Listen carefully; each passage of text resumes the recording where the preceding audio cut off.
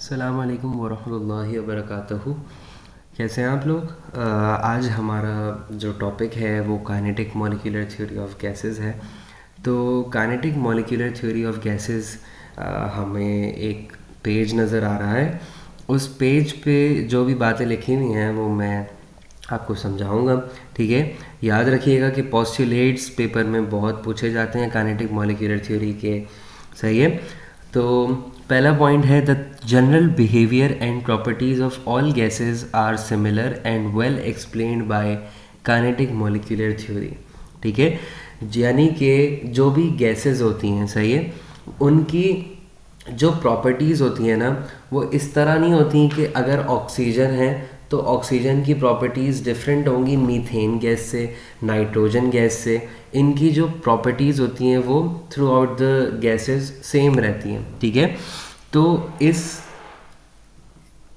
Theory को जो दिया गया वो किसने दिया? वो दिया एक स्विस मैथमेटिशियन था, डैनियल बर्नौली। सही है। हमारे पास एक मिनट, एक साइंटिस्ट था, क्या नाम था? स्विस मैथमेटिशियन था। सही है, उसने ये दिया हमें, नाम था उसका डैनियल बर्नौली। ठीक है, और उसको मज़ीद जो है आगे बढ़ाया मैक्सवेल और बोल्ट्जमैन ने। ठीक है, फिर एक साइंटिस्ट आया जिसका नाम था रोडोल्फ क्लॉसियस। उसने एक इक्वेशन ड्राइव करी जिसने हमें काइनेटिक मॉलिक्यूलर थ्योरी या काइनेटिक एनर्जी या काइनेटिक बिहेवियर ऑफ गैसेस को बहुत ज़्यादा एडवांसमेंट दी। ठीक है, उसके अलावा अब ये जो थ्योरी है ये हमें किसके बारे में बताती है? ये बताती है हमें macroscopic properties like temperature, pressure and volume. अब मैक्रोस्कोपिक और माइक्रोस्कोपिक क्या होते हैं आप जानते हैं इस बारे में, कि जब बड़े पार्टिकल्स होते हैं तो उनको हम कहते हैं मैक्रोमोलिक्यूल्स। ठीक है, ये मैक्रोमोलिक्यूल्स की एग्जांपल है। और अगर छोटे छोटे मॉलिक्यूल्स हैं, माइक्रोस्कोपिक हैं, जो कि हमें अपनी नेकेड आई से नज़र नहीं आ सकते, वो कहलाते हैं माइक्रोस्कोपिक। तो इन जैसे पार्टिकल्स जब टेम्परेचर को या हीट एनर्जी को गेन करते हैं तो उनका टेम्परेचर जो है वो बढ़ जाता है। ठीक है, और मैक्रोस्कोपिक प्रॉपर्टीज़ लाइक टेम्परेचर, जैसे टेम्परेचर बढ़ जाता है तो होता क्या है? अगर मैं आपके सामने एक कंटेनर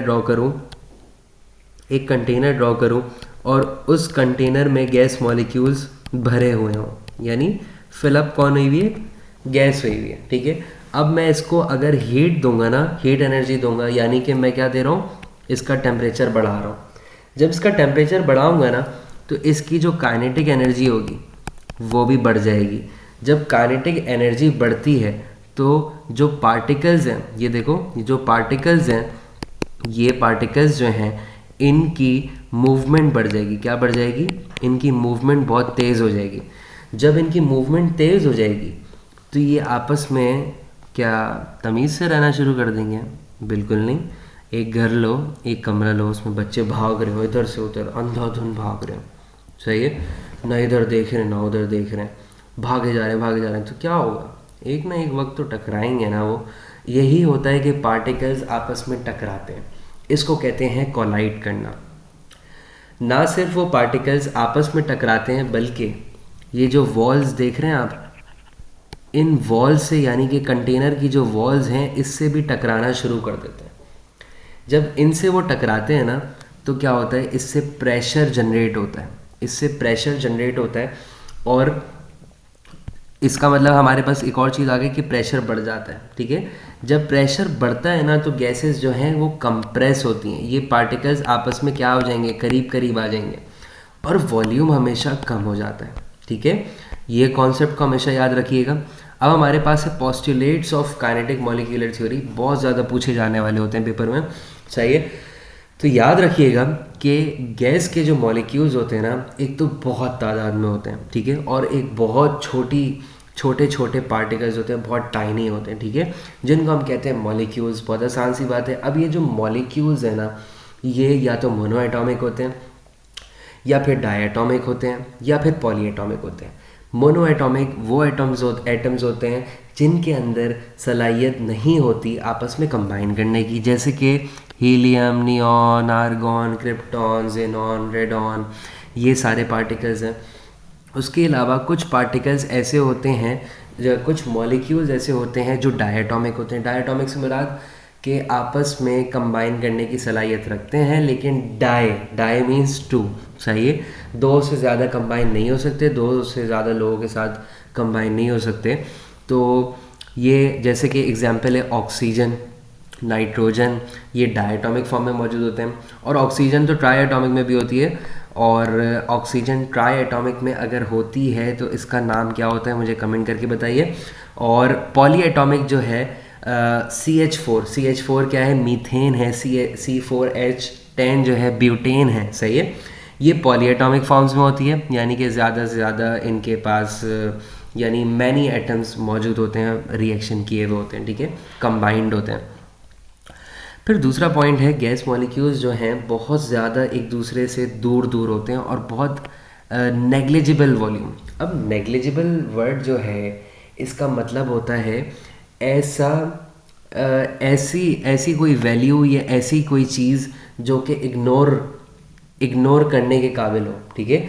जैसे हमें घर में इग्नोर कर दिया जाता है, वैसे ही कंटेनर में गैस के जो पार्टिकल्स होते हैं उनके वॉल्यूम को इग्नोर कर दिया जाता है, ठीक है, as compare to the total number of the container के टोटल वॉल्यूम जो होता है, यानी फ़र्ज़ करो कि ये कंटेनर है, इसका जो टोटल वॉल्यूम है ये है, सही है, जिसमें मैंने ये गंदगी की है, ये टोटल वॉल्यूम है। अब पार्टिकल ना हमेशा पार्टिकल्स का इस वॉल्यूम के कंपैरिजन में ना हमेशा वॉल्यूम कम होगा, सही है, याद रखना ये बात। फिर गैस मॉलिक्यूल्स क्या होते हैं, कंटिन्यूस रैंडम मोशन में होते हैं। अब होता ये है जब गैस मॉलिक्यूल्स को जब एनर्जी मिलती है ना तो वो पागल हो जाते हैं। जैसे होता है ना कुछ लोग होते हैं जिनको पैसा मिल जाए तो बहुत ज़्यादा पागल हो जाते हैं ना, वो ताकत के नशे में हो जाते हैं, पैसे के दौलत के नशे में हो जाते हैं। वैसे ही हमारा एटम भी होता है या मॉलिक्यूल्स भी होते हैं, बहुत मासूम होते हैं, उनको जब एनर्जी मिल जाए ना तो वो बिल्कुल पागल हो जाते हैं, रैंडम मोशन में आ जाते हैं, इधर से उधर भागते हैं। तो क्या होता है, जैसे अगर हमारा घर हो उसमें सारे बच्चे इधर से उधर भागने लग जाएं तो आगे क्या हो जाएंगे, वो टकरा जाएंगे, कभी ना कभी टकराएंगे। इसी तरीके से पार्टिकल्स भी क्या होते हैं, टकरा जाते हैं, ठीक है। अच्छा, ये हमेशा स्ट्रेट लाइन में मूव करते हैं जब तक कोलाइड ना कर जाएं, एक दूसरे से टक्कर ना खा लें और कंटेनर से ना टकरा जाएं, ठीक है। उसके अलावा आपके जो गैस पार्टिकल्स होते हैं उनमें इलास्टिक कोलिजन होती है। इलास्टिक कोलिजन से मुराद क्या होता है कि हम जैसे दीवार पे खींच के बॉल मारें, अगर वो वापस आ जाए तो इलास्टिक कोलिजन है, सही है, यानी जिस एनर्जी से फेंका था उसी एनर्जी से वो वापस आ रही है ना। लेकिन अगर जाकर दीवार पे चिपक जाए तो वो इलास्टिक कोलिजन नहीं कहलाएगी। पार्टिकल्स की, मॉलिक्यूल्स की, जो गैसेस के मॉलिक्यूल्स होते हैं उनकी इलास्टिक कोलिजन कहलाती है क्योंकि वो वापस आ जाते हैं। अब गैस जो है वो प्रेशर एक्सर्ट करती है due to this collision with one another and with the walls of container, है ना। आपस में भी क्या करते हैं, ये कोलाइड करते हैं और कंटेनर से भी करते हैं, जिसकी वजह से इनका प्रेशर बढ़ जाता है। इनके दरमियान कोई फोर्स ऑफ अट्रैक्शन, कोई रिपल्जन नहीं होती, ना कशिश होती है, ना दूर भागने की सलाहियत होती है, ठीक है। उसके अलावा मैंने आपको एक बात बताई कि काइनेटिक एनर्जी जो है वो बढ़ जाती है। तो काइनेटिक एनर्जी किसकी वजह से बढ़ती है, टेम्परेचर की वजह से बढ़ती है, ठीक है, टेम्परेचर की वजह से बढ़ती है। और टेम्परेचर जो है वो एब्सोल्यूट का वर्ड यूज़ हुआ है, यानी कोई स्पेसिफिक टेम्परेचर है। आगे जाके हम बात करेंगे एब्सोल्यूट टेम्परेचर की। ये थे हमारे postulates of kinetic molecular theory और ये बहुत इंपॉर्टेंट टॉपिक है। तो मिलते हैं नई वीडियो में नए टॉपिक के साथ, तब तक के लिए ख्याल रखिएगा। अस्सलाम वालेकुम वरहमतुल्लाहि वबरकातुहू।